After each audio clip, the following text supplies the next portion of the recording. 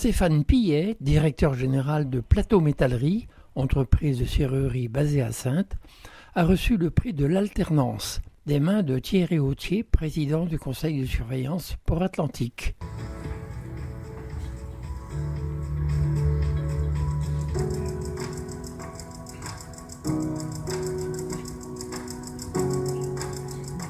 Notre activité principale est la métallerie-serrurerie. Nous travaillons essentiellement dans les projets neufs de logement de promoteurs privés comme celui d'Almatera. Pour notre entreprise, l'alternance est la bonne solution pour répondre au contrat de clause d'insertion. L'alternance au sein de Plateau m'a apporté beaucoup d'avantages. J'ai appris le travail en équipe sur des chantiers variés à grande échelle.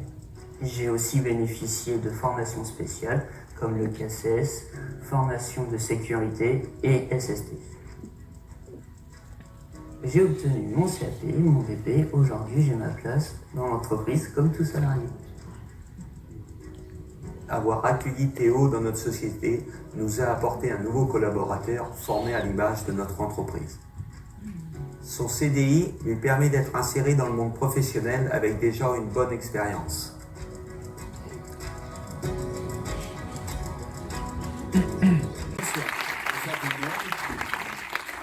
Alors, la casquette Grand Port Maritime, avec une... D'ailleurs, j'ai enlevé le pins chambre de commerce pour être sûr que ce soit Très bien. une erreur. Avec une question, vous avez rejoint le club de l'achat social et solidaire en 2018. Pourquoi vous avez souhaité adhérer à ce club ? Je crois que c'était complètement naturel dans les gènes du Grand Port Maritime, vu sa démarche en permanence au niveau de la RSE, la responsabilité sociétale de l'entreprise. Et c'était naturel d'aller dans cette clause-là. Depuis, on l'a intégré d'ailleurs dans la charte du développement durable du Grand Port Maritime qui permet d'aller encore plus loin. Le sociétal, c'est le social, mais c'est également tout ce qui touche, tout ce qui tourne autour. On dit tout le temps, et on en parlait, une entreprise ne peut pas vivre dans un désert, donc elle peut s'appuyer avec tout ce qui se passe autour d'elle. Non, ça va, c'est pas le trophée qui est tombé, c'est déjà ça qui est bien.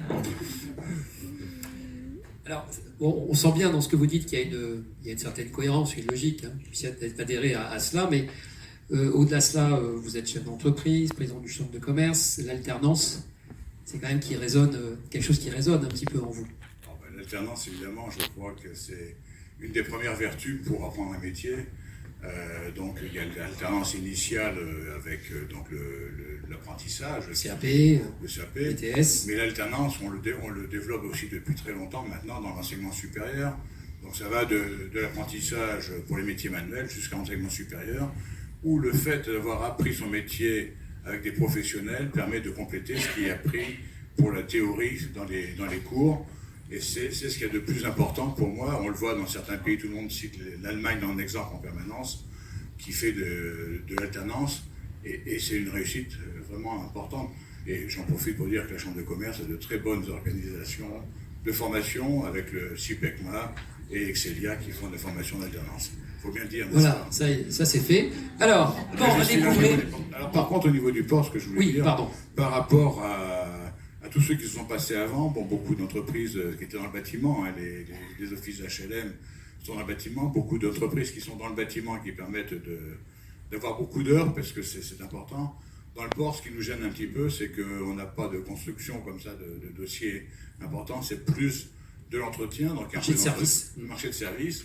Donc on a du mal à faire toutes les heures. On ne fait pas autant d'heures que les entreprises qui sont dans le bâtiment. Mais on y arrive quand même à trouver. Il y a de l'entretien, des nettoyages de façade, il y a l'entretien d'espaces verts. Vous avez cette volonté. Cette volonté, et j'espère qu'on arrivera un jour également, Monsieur le maire le disait tout à l'heure, Jean-François Fontaine, qu'il faut aussi espérer qu'on puisse monter en gamme au niveau des salariés qui vont venir. C'est pas que des gens qui viennent de la base et qu'on essaie de faire. Il faut réinsérer, certes, mais on peut être réinséré à tout âge et à toute période de la vie en fonction des accidents qu'on a pu avoir. Donc je pense qu'on peut monter en gamme également au niveau des salariés.